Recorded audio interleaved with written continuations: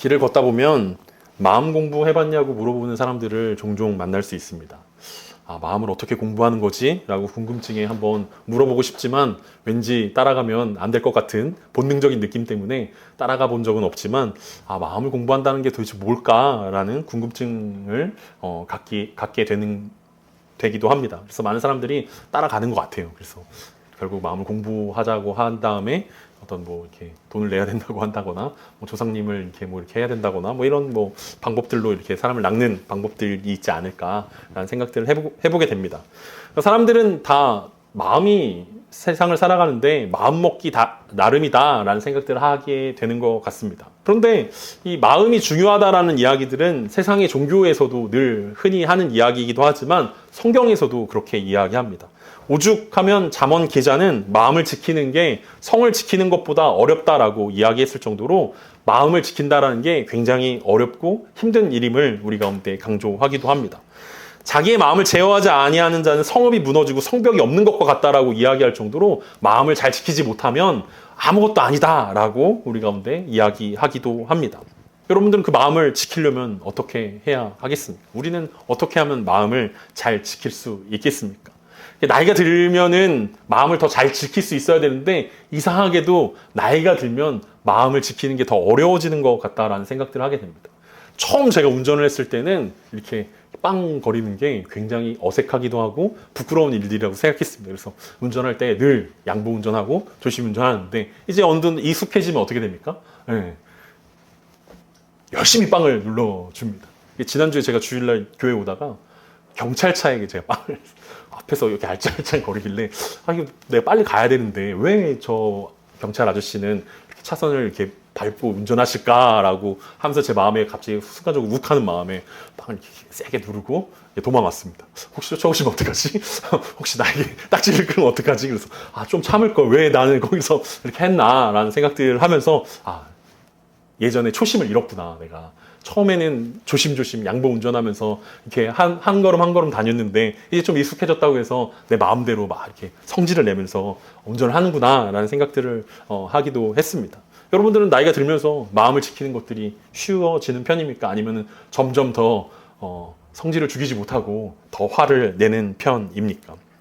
오늘 우리는 드디어 사도행전 25장에 이르렀습니다. 그리고 사도행전 25장에 이르러서 계속 이어지는 사도 바울과 이제 총독과 이제 대제사장들과의 재판이 계속 이어지는 장면들을 우리는 보게 됩니다. 그리고 이 재판 가운데서 우리는 어떻게 하면 마음을 잘 지킬 수 있는지에 대한 힌트들을 우리는 얻어갈 수 있을 것 같습니다. 그래서 오늘 짧은 5절의 말씀이지만 이 5절의 본문을 통해서 바울은 어떻게 마음을 지킬 수 있었는지, 그리고 대제사장과 서기관들은 왜 마음을 지키지 못했는지 함께 살펴보면서 우리의 마음이 바울을 닮아 있는지 아니면 세상을 닮아 있는지 점검하는 시간 되었으면 좋겠습니다. 오늘 본문 1절입니다. 베스도가 부임한 지 3일 후에 가이사랴에서 예루살렘으로 올라가니. 지난주 사도행전 24장은 이렇게 마쳤습니다. 이태가 지난 후 보르기우 베스도가 벨릭스의 소임을 이어받으니 벨릭스가 유대인의 마음을 얻고자 하여 바울을 구류하여 두니라. 이게 이제 24장의 마무리였습니다. 그러니까 지난주가 총독이 벨릭스에서 베스도로 바뀌었다라는 이야기들을 던져주고 24장이 마쳤는데 오늘 25장은 이제 베스도가 부임하면서 일어나는 일들이다라고 우리 가운데 설명하고 있습니다. 사도행전 25장은 베스도 총독의 이야기로 시작되고 전체가 베스도 총독의 이야기로 기록되어져 있습니다. 왜 베스도 총독으로 바뀌었냐면 사도행전에서는 설명해 주고 있지 않지만 전임 벨릭스 총독은 유대인과 이방인들의 분쟁을 제대로 막지 못했고 곳곳에서 유대인들이 폭동을 일으키게 되었습니다.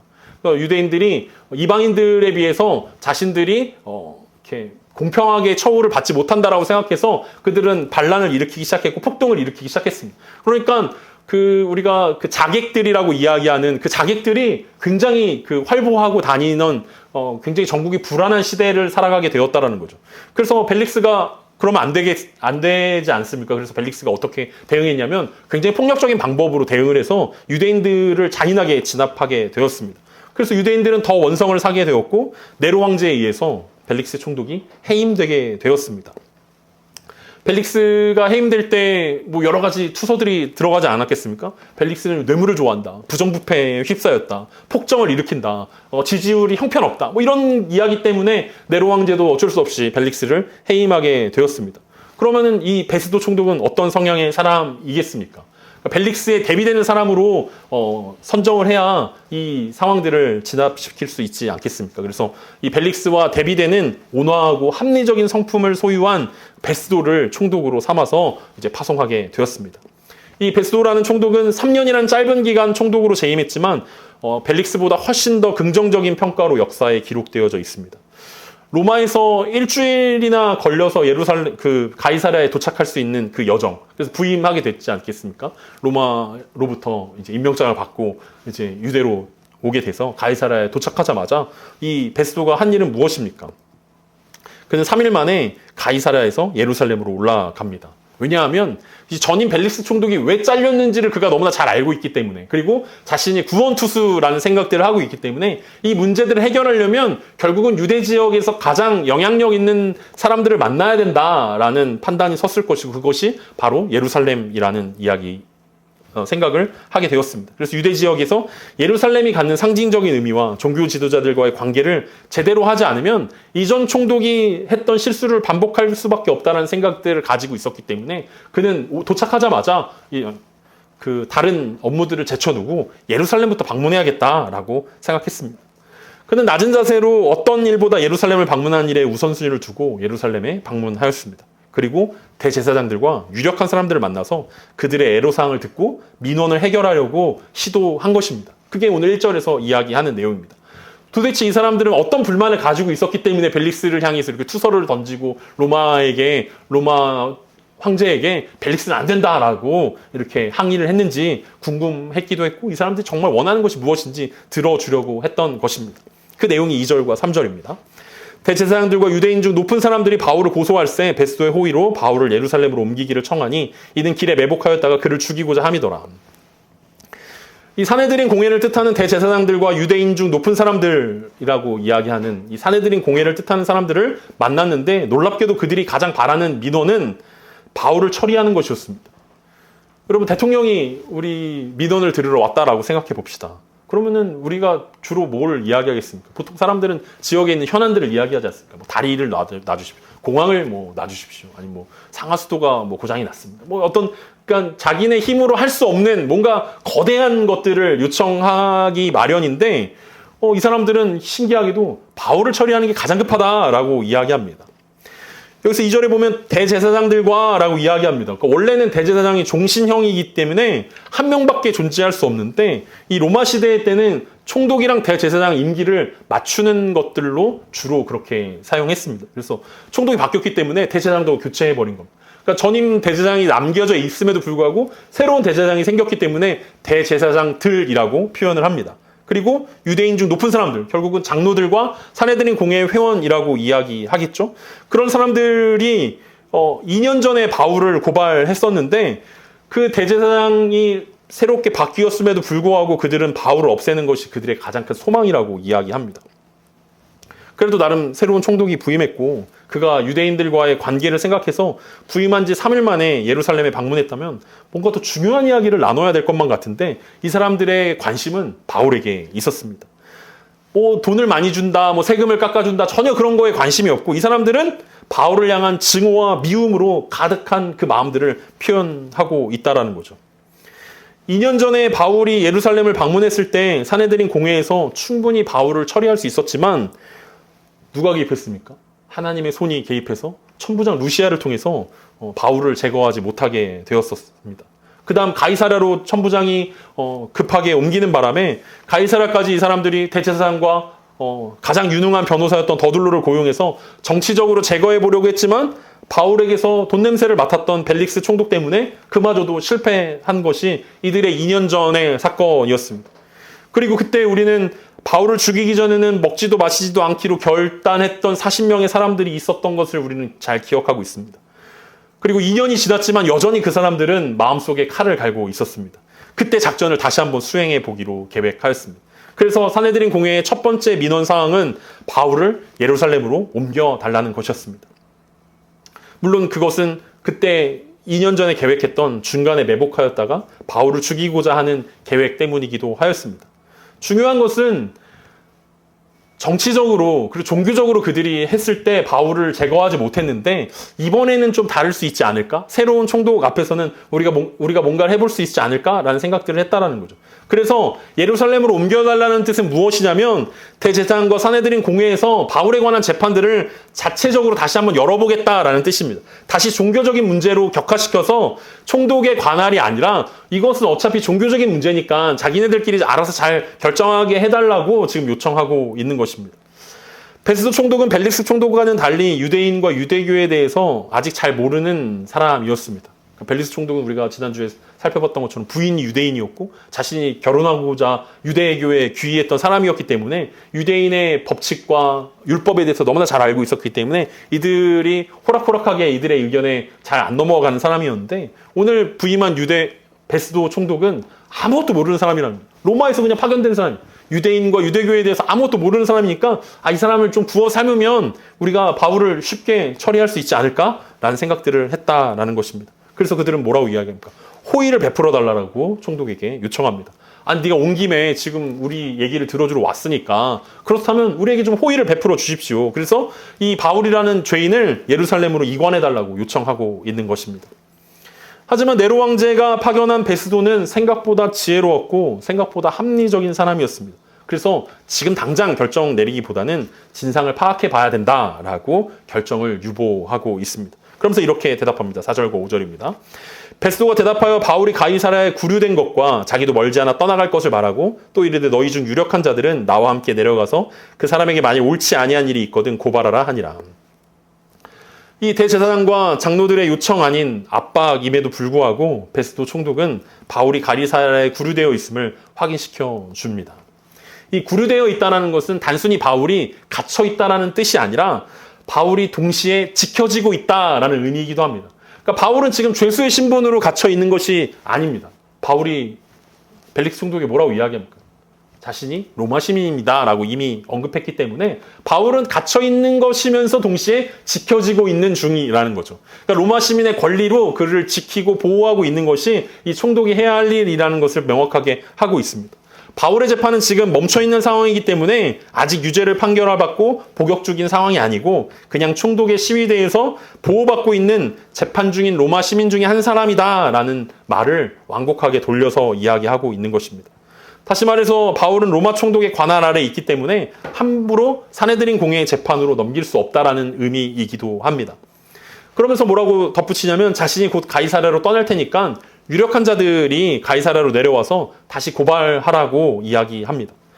유력한 자들은 능력 있는 자들을 이야기합니다. 높은 자들이라는 뜻이기도 하지만 법적으로 관련 있는 자들이 내려와서 바울에게 있다라고 말하는 법적으로 옳지 않은 일들에 대해서 고발하라고 정식으로 요청하는 것입니다. 그러니까 법적이 문제가 있는 것 같으면 니네가 내려와서 법적이 관련 있는 변호사나 뭐 어떤 사람들이 내려와서 법적으로 정식으로 고소를 하십시오라고 요청하는 것입니다.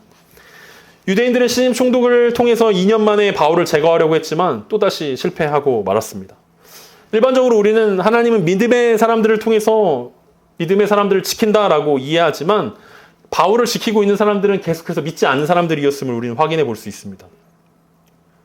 오히려 바울을 핍박하는 사람들이 믿음의 사람들이었고 바울을 보호하는 사람들은 믿지 않는 이방인들이었다라는 거죠. 하나님을 신실하게 믿는다라고 자부했던 유대인들은 바울을 죽이려고 2년 동안 칼을 갈고 있었지만 하나님은 때마다 바울을 구원하기 위해서 로마의 천부장을 사용하고 전임 총독을 사용하고 신임 총독도 사용해서 바울을 지키고 구원하고 있다는 것입니다. 물론 그 이면에는 천부장은 승진을 위해서 로마 시민인 바울을 보호했습니다. 총독 벨릭스는 뇌물을 받으려고 바울을 보호했습니다. 이번에는 베스도라는 총독의 합리적이고 행정의 달인인 면모가 바울을 지키고 말았습니다. 결국 하나님은 유대인의 하나님이 아니라 온 민족과 열방의 하나님이라는 사실들을 이 이방인들을 통해서 하나님은 스스로 증명해내고 있다는 것입니다. 로마 제국이라는 것도 유대인들이 보기에 아주 거대하고 아주 크지만 하나님 보시기엔 단순히 도구에 불과했다라는 것입니다. 그리고 하나님은 바울에게 했던 로마까지 가서 복음을 전해야 된다라는 약속을 지키기 위해서 로마 제국의 모든 행정력을 동원해서 바울을 지키고 보호하고 있다라는 사실들을 우리는 깨달을 수 있습니다. 베스도의 부임의 이야기가 우리 가운데 무슨 의미일까라는 생각들을 이제 우리가 생각해 보게 됩니다. 짧은 5절의 이야기를 통해서 베스도가 부임했구나. 유대인들이 바울을 계속 죽이고 싶어 했구나. 그리고 근데 베스도가 안 된다라고 이야기했구나. 이게 우리에겐 어떤 의미로 해석될 수 있겠습니까? 우리는 한 가지 사건을 보면서 늘 바울의 입장에서만 이 말씀들을 해석해 보려고 합니다. 바울이 나의 마음이야 라고 마치 내가 주인공인 것처럼 바울을 지키신 하나님 나를 지키시겠지. 물론 그렇게 우리는 해석해 볼 수도 있지만 사실은 성경의 대부분 많은 부분 우리는 때로는 바리새인의 입장에서 말씀을 봐야 할 때가 있습니다. 대제사장의 마음으로 우리는 성경을 읽어야 할 때도 있습니다. 하나님 우리 가운데 늘 지키시고 보호하신다라는 입장만 우리가 보다 보면 우리는 성경의 반대쪽의 이야기 하나님 우리를 꾸짖으시고 우리에게 말씀하시는 장면들을 놓칠 수가 있다라는 거죠. 한 가지 사건이지만 세 가지 관점으로 우리는 볼 수 있습니다. 바울의 관점으로도 볼 수 있고 산헤드린 공회의 관점으로도 볼 수 있고 베스도 총독의 관점으로도 우리는 볼 수 있다는 것입니다. 오늘 예배를 시작하면서 우리는 잠언 4장 23절에서 27절 말씀으로 함께 예배를 시작했습니다. 모든 지킬 만한 것 중에 더욱 내 마음을 지키라. 생명의 근원이 이에서 남이니라. 구부러진 말을 내 입에서 버리며 비뚤어진 말을 내 입에서 멀리하라. 내 눈은 바로 보며 내 눈꺼풀은 내 앞을 곱게 살펴 내 발이 행할 길을 평탄하게 하며 내 모든 길을 든든히 하라. 좌로나 우로나 치우치지 말고 내 발을 악에서 떠나게 하라. 오늘 짧은 5절의 말씀이지만 이 잠언 말씀을 비추어서 우리가 함께 어떻게 하면 마음을 지킬 수 있을지 생각해 볼 수 있었으면 좋겠습니다. 성경에서는 모든 지킬 만한 것 중에 더욱 마음을 지켜야 되는 게 생명의 근원이 이에서 나기 때문이다라고 우리 가운데 간증하고 있는데 이 마음을 지킨다라는 것은 결국 말을 지키는 것이고 눈을 지키는 것이고 발을 지키는 것이다라고 우리 가운데 잠언 말씀이 설명하고 있습니다. 첫 번째로 우리가 마음을 지키기 위해서 필요한 것들을 바울의 관점으로 우리 함께 살펴봤으면 좋겠습니다. 바울은 마음을 지키기 위해서 뭘 했냐면 자신의 눈을 지켰던 것들을 우리는 생각해 볼 수 있습니다. 하나님은 분명 바울이 예루살렘에서 유대인들에게 찢김을 당하게 될 위기 순간에서부터 구원하시면서 바울에게 로마를 약속해 주셨습니다. 네가 로마에 갈 거야 라고 약속해 주셨습니다. 그래서 중간에 40명의 암살단에서 지켜주신 것이고 더둘로의 고발에서도 지켜주셨습니다. 하지만 벨릭스의 지연 전술에서는 지켜주지 않으신 것처럼 보여졌고 2년이란 시간이 그냥 흘러가게 되었습니다. 2년이 지났지만 여전히 자신을 죽이려는 산헤드린 공회의 열정 속에 바울은 어떤 마음이 들었겠습니까? 하나님 분명 로마로 보내주겠다고 했는데 벨릭스는 2년 동안 자기를 불러서 이해하기만 하고 뇌물만 바라면서 아무것도 바뀌지 않는 상황들이 그의 마음을 조급하게 했을 것입니다. 총독이 바뀌어서 이제는 갈 수 있나 라고 생각했는데 여전히 산헤드린 공회의 회원들은 대제사장과 서기관들과 이 바리새인들은 여전히 바울을 죽이기에 혈안이 되어져 있었습니다. 마음은 낙심되게 마련입니다. 상황이 바뀌지 않고 현상이 바뀌지 않는 것을 보면서 포기하고 싶은 마음이 들었을 수도 있습니다. 그럼에도 불구하고 바울은 눈을 들어서 그의 삶 가운데 신실하게 역사하시는 주님을 신뢰하고 있었습니다. 그렇기 때문에 바울은 마음이 흔들리지 않을 수 있었다는 거죠. 2년이나 지났는데 우리 생각에는 2년이나 지났는데 아무것도 안 일어나? 라고 마음이 답답하고 낙심되고 초조해질 수 있지만 바울은 2년밖에 지나지 않았네 라고 마음을 지킬 수 있었다라는 것입니다. 바울이 어떻게 새로운 위기를 극복했는지 확인할 수 있는 것은 이제 다음 주에 우리가 보게 될 것입니다. 오늘 바울의 간증이 하나 더 늘게 되었다는 것을 우리는 확인해 볼 수 있습니다. 바울이 알았던 몰랐던 베스도 총독이 예루살렘행을 거절하면서 바울은 또 한 번 하나님께서 자신을 구원하셨다는 사실들을 그가 인정할 수밖에 없었다라는 거죠. 천부장 루시아의 공명심이 바울을 살린 것처럼 보였고 벨릭스의 욕망이 바울을 살린 것처럼 보였고 그리고 오늘 베스도의 합리성이 다시 한번 바울을 살린 것처럼 보이지만 결국에 그 중심에는 하나님께서 나를 살리고 있구나. 하나님께서 나를 보호하고 있구나. 하나님께서 나를 지키시고 있구나라는 것들을 믿음의 눈으로 바라볼 수 있는 바울의 믿음의 눈이 바울의 마음을 지킬 수 있었다는 것입니다. 바울뿐만 아니라 로마 제국이 하나님의 손안에 있다는 것을 우리는 믿음의 눈으로 볼 수 있어야 할 것입니다. 우리 삶의 수많은 문제들 속에서 우리의 마음이 조급해질 때가 너무나 많이 있습니다. 답답함을 느끼고 답이 없다라고 느낄 때가 있습니다. 어느덧 우리가 함께 예배를 드린 지 수년이 지나가고 있습니다. 제 마음 가운데 조급함이 있겠습니까? 없겠습니까? 답답함이 있겠습니까? 없겠습니까? 그런데 믿음의 눈으로 하나님이 하시는 일들을 바라보지 않으면 마음이 답답해지고 초조해지고 조급해진다라는 거죠. 하나님이 하나님의 때에 하나님의 방법으로 일하신다라는 바울의 마음으로 우리가 세상을 바라보고 환경을 바라봐야 한다는 거죠. 그래야 우리의 마음을 지킬 수 있다는 것입니다. 우리는 우리 삶의 문제의 답을 알지 못합니다. 심지어 바울도 답을 알지 못했다는 거예요. 어떻게 로마로 가냐? 바울도 몰랐다라는 거죠. 근데 바울이 하는 방법은 답을 하는 하나님께 물어봤다는 것입니다. 그리고 하나님의 방법으로 문제를 풀기 시작했다는 것입니다. 믿음의 눈이 있었기 때문에 바울은 그의 마음을 지킬 수 있었습니다. 두 번째 인물인 베스도 총독을 우리가 함께 잠깐 살펴보겠습니다. 물론 믿음의 사람은 아니었지만 베스도도 자신의 마음을 잘 지켰던 사람이면은 충분하다라고 생각할 수 있습니다. 베스도는 마음을 지키기 위해서 뭘 했냐면 자신의 발을 지켰다라는 것들을 우리는 생각해 볼 수 있습니다. 베스도는 부임한 지 얼마 되지 않았습니다. 전임 총독의 실정을 수습해야 한다는 부담감이 있었고 무엇보다 예루살렘 종교 지도자와의 관계는 자신의 총독 생활에 성패를 주고 있다는 아주 중요한 문제로 자신을 압박하는 상황이었습니다. 그럼에도 불구하고 베스도 총독은 그들이 원하는 것을 쉽게 들어주지 않았습니다. 총독은 그래도 되니까 감히 총독한테 이런 걸 요구해? 라는 생각 때문에 그런 그 요청을 거절했던 것이 아니라 그들은 이 베스도 총독은 쉽게 이 유대인들의 요청을 들어줄 수 있는 상황이었고 그런 권력을 가지고 있는 사람이었지만 그는 그렇게 하지 않았습니다. 왜냐하면 그것이 옳은 길이 아니다라고 생각했기 때문에 그렇습니다. 좌로나 우로나 치우치는 길이 아닌 길을 선택해야 된다는 부담감이 그의 마음 가운데 있었기 때문에 그의 마음을 지킬 수 있었습니다. 여러분 쉬운 선택을 하는 사람, 쉬운 선택을 했던 총독을 우리는 기억합니다. 빌라도 총독이라는 선례가 남겨져 있지 않습니까? 빌라도 총독은 쉽게 죄인 바라바를 놓아주고 예수님을 못 박았습니다. 그것은 아주 쉬운 결정이었습니다. 자신은 손을 씻는 거 말고는 아무것도 할 일이 남아있지 않았습니다. 그래 예수를 가서 못 박아라 라고 말 한마디면 다 해결되어지는 그런 상황이었고 그렇게 여론에 흔들려서 그는 좌로나 우로나 치우치는 결정을 내렸던 것들을 보게 됩니다. 그럼에도 불구하고 베스도는 여론에 흔들리지 않았고 주어진 규칙과 원칙대로 그의 모든 결정들을 내렸던 것들을 볼 수 있습니다. 그가 바울을 예루살렘으로 옮겨주었다면 그는 부임과 동시에 아마 최고의 지지율을 달성할 수 있었을 것입니다. 유대인들에게 전폭적인 지원을 받을 수 있었을 것입니다.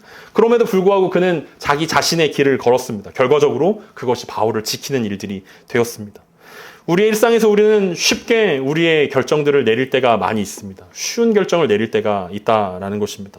잠언에서 이야기했던 것처럼 내 모든 길을 든든하게 해야 하고 좌로나 우로나 치우치지 말고 내 발을 악에서 떠나야 함에도 불구하고 우리는 사람들의 필요에 의해서 사람들의 요청에 의해서 사람들의 눈치에 의해서 규정을 어기고 혹은 원칙을 어기면서 쉬운 결정들을 내릴 때가 있다는 거죠. 그로 인해서 누군가는 불합리한 일들을 겪게 될 수도 있습니다. 반대로 합리적인 의사결정을 통해서 좌로나 우로나 치우치지 않는 결정을 통해서 누군가는 살아날 수도 있다는 생각들을 우리가 할 수 있어야 될 것입니다. 결과적으로 베스도는 믿음의 사람은 아니었지만 그는 원칙을 지키는 원칙주의자의 모습을 통해서 그의 마음을 지킬 수 있었고 바울을 지킬 수 있었던 것들을 우리는 확인해 볼 수 있습니다. 마지막으로 유대인의 관점에서 오늘 본문을 함께 보도록 하겠습니다. 그들은 왜 마음을 지키지 못했습니까? 결국 오늘 잠언의 말씀을 빗대어서 이 유대인의 삶들을 살펴보면 유대인들은 구부러진 말, 비뚤어진 말 때문에 자신들의 마음을 지키지 못했던 것들을 우리는 확인해 볼 수 있습니다. 지난번 벨릭스 총독과의 재판을 우리가 함께 살펴보면 바울은 2차 전도 여행 이후에 6년 만에 예루살렘을 방문한 것이었습니다. 그러니까 예루살렘에 있는 산헤드린 공회 회원들과 접점이 전혀 없는 상황이었습니다. 예루살렘에 올라온 지 12일밖에 되지 않은 상황에서 유대인들의 고발을 당했던 모습들을 우리는 볼 수 있습니다. 물론 바울의 출신이 바리새인이었는데 그가 유대교를 배신하면서 극적으로 기독교에 귀의했던 모습들이 그들의 마음 가운데 뼛속 깊이 바울을 싫어하고 미워하는 마음을 갖게 만들었을지도 모르지만 2년이라는 시간들이 지났다면 바울을 용서하기엔 충분한 시간 아니었을까라고 생각해 볼 수 있을 것입니다. 용서는 어렵더라도 바울을 죽이고자 하는 그 마음은 좀 사그라들 수 있지 않을까라는 생각들을 해봐야 한다는 거죠. 그럼에도 불구하고 그들은 바울을 향한 분노와 증오가 전혀 줄어들지 않았다는 것들을 살펴볼 수 있습니다. 더더욱 바울을 죽이는 데 마음을 모았고 어쩌면 아마 매일매일 그들은 하나님께 기도했을 것입니다. 하나님 저 바울을 죽여주십시오. 우리가 바울을 죽일 수 있도록 힘을 주십시오. 하나님 우리 가운데 칼 한 자루가 있다면 저 바울을 죽이는 것입니다. 우리 가운데 능력이 있다면 바울의 목숨을 끊어버리는 것입니다. 라고 매일 그렇게 기도하고 매일 그렇게 예배를 드리고 매일 그렇게 제사를 드렸을 것이다. 라는 거죠. 바울 이 못된 놈을 죽여달라는 그 기도, 그들의 간청, 그것은 구부러진 말이고 비뚤어진 말이었기 때문에 그들의 마음을 절대로 지킬 수 없었던 것입니다. 악의 무서움은 그 영향력에 있기도 하지만 집요함에 있기도 합니다. 한 번 물면 놓지 않는 것입니다. 약점을 집요하게 파고드는 것입니다. 바울이라는 이 타겟을 잡았으니까 이 유대인들은 바울을 없앨 때까지 절대로 우리는 물러서지 않겠다라는 그 굳은 마음을 2년 동안 갈고 또 갈았다라는 것들을 우리는 생각해 볼 수 있습니다. 우리가 주일마다 은혜를 받습니다. 뭐 안 받는 사람도 있지만 받는 경우도 있습니다. 그럼에도 불구하고 우리가 잘 바뀌지 않는 이유는 무엇입니까? 그것은 악의 집요함 때문일 것입니다. 악은 우리 마음 가운데 이 약점을 집요하게 붙들고 놓지 않습니다. 우리가 어렸을 때부터 약점이라고 생각했던 그 약점을 사탄은 절대로 놓을 생각이 없습니다. 이 유대인들에게 미움과 증오라는 이 약점을 절대로 놓아줄 수 없이 이 분노의 씨앗들을 계속해서 키워갔던 사탄이었다면 우리 마음 가운데도 마찬가지라는 거죠. 우리 안에 있는 죄성과 악의 영향력들이 유대인들과 같기 때문에 우리는 사탄의 능력을 과소평가하지만 우리 안의 죄성은 끊임없이 우리를 죄악 가운데 그 죄악의 구렁으로 몰아가고 있다는 것입니다. 지난주 바울은 벨릭스 총독과 드루실라에게 의와 절제와 심판에 대해서 설교했습니다. 하지만 그럼에도 불구하고 벨릭스와 드루실라는 그 복음을 거절하고 유보하면서 뇌물을 바랬던 그들의 모습들을 우리는 기억합니다. 이 말씀을 그대로 유대인들에게 적용한다면 유대인들은 바울을 미워하는 그 마음을 절제했어야 할 것입니다. 하나님과 바른 관계 가운데에서 제사하지 못하고 예배하지 못했던 그 마음을 돌이켜서 하나님의 의로움 가운데 나아갔어야 할 것입니다. 그들의 마음이 하나님의 심판의 대상이라는 사실들을 그들은 깨달아 알았어야 할 것입니다.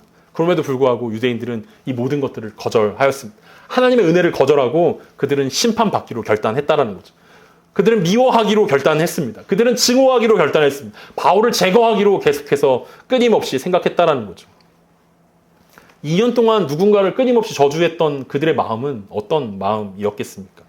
자신들이 원하는 바울을 제거하기 위해서 열심히 기도하는 그 모습들이 그들의 마음에 어떤 영향을 주었겠습니까? 여러분의 2년 전과 2년이 지난 여러분의 마음과 생각은 어떻습니까? 혹시 2년 전에 미워했던 사람을 지금은 용서하고 있습니까? 혹시 2년 전에 손절한 사람을 다시 용서하고 다시 관계를 이어가고 있습니까? 사실 살아가다 보면 우리는 수많은 사람들을 계속해서 더 만나게 됩니다. 그러니까 2년 전에 미워했던 사람들보다 우리는 미워할 사람들을 2년치를 더 만났다는 거예요. 그러니까 미워하는 사람들이 줄어들어야 되는데 우리 미워해야 되는 사람들이 더 많아지는 상황들을 우리는 살아가고 있습니다. 그 속에서 우리 안에 미움과 다툼이 점점 옅어지고 있을까라는 고민들이 우리 가운데 들어야 된다는 거죠. 내가 기도할 때마다, 내가 예배 드릴 때마다 용서와 이해가 늘어가고 사랑과 치유가 일어나고 있을까라는 관점으로 우리가 생각해 봐야 한다는 것입니다. 시간이 지날 때마다 점점 더 성숙해지는 것이 우리의 모습이어야 되는데 혹시 오늘 사내들인 공회 회원들처럼 이 대제사장과 장로들처럼 2년 동안 예배드리고 2년 동안 성경 공부를 했지만 아무것도 바뀌지 않은 오히려 미워하는 마음이 점점 더 커지고 있는 그들의 마음 지킴을 포기했던 그 모습들이 혹시 우리의 모습이라면 우리가 다시 한번 마음을 주님께로 돌이켜야 되는 상황이라고 이야기할 수 있습니다. 시간이 지날 때마다 미워하는 마음들이 줄어들었으면 좋겠습니다. 예배 드릴 때마다, 기도할 때마다 사랑하는 마음들이 더욱더 커졌으면 좋겠습니다. 사랑하는 사람들이 더욱더 늘어났으면 좋겠고 주님을 사랑하는 마음이 더욱더 커졌으면 좋겠습니다. 그게 마음을 온전히 지킨 사람들의 모습일 것이고 마음을 지키고 싶다면 우리는 그렇게 해야 할 것입니다. 말을 주의해야 할 것이고 발을 주의해야 될 것이고 무엇보다도 믿음의 눈으로 주님을 바라봐야 할 것입니다. 무엇으로 이것이 가능합니까? 구약성경 스가랴 4장 6절에서는 이렇게 말씀합니다. 그가 내게 대답하여 이르되 여호와께서 스룹바벨에게 하신 말씀이 이러하니라. 만군의 여호와께서 말씀하시되 이는 힘으로 되지 아니하며 능력으로 되지 아니하고 오직 나의 영으로 되느니라. 스룹바벨이 성전을 재건하기 위해서 노력했지만 자신의 힘으로 되어지지 않는다라는 고백 가운데 하나님은 이렇게 말씀하십니다. 이건 너의 힘으로 할 수 있는 것이 아니야. 오직 나의 능으로, 나의 영으로, 성령으로만 가능한 거야 라고 말씀하셨던 것들을 기억합니다. 우리 마음의 성전을 지어가는 우리들 가운데도 동의할 것입니다. 마음의 성전을 지키기 위해서 우리가 어떻게 해야 하겠습니까? 우리의 힘과 우리의 능력으로는 잘 되어지지 않는다라는 것이 우리의 지금까지의 경험 아니겠습니까? 결국은 우리의 마음을 지키기 위해선 성령의 능력이 필요할 것입니다. 우리의 말을 지키고 우리의 발을 지키고 우리 눈을 지키기 위해서, 그래서 마음을 지키기 위해서 성령님이 필요합니다. 우리가 그 성령님께 우리의 마음을 내어드렸으면 좋겠습니다. 성령님 우리 마음 가운데 오셔서 우리의 마음을 지켜주십시오. 그래서 미움이 변하여 사랑이 되고 증오가 변하여 용서가 될 수 있는 성장하는 우리 모습들이 우리의 마음이 되어질 수 있기를 기대하면서 오늘 말씀을 통해서 우리의 삶이 점점 더 성장하고 점점 더 사랑해가는 우리의 삶들 되어지길 간절히 소망합니다.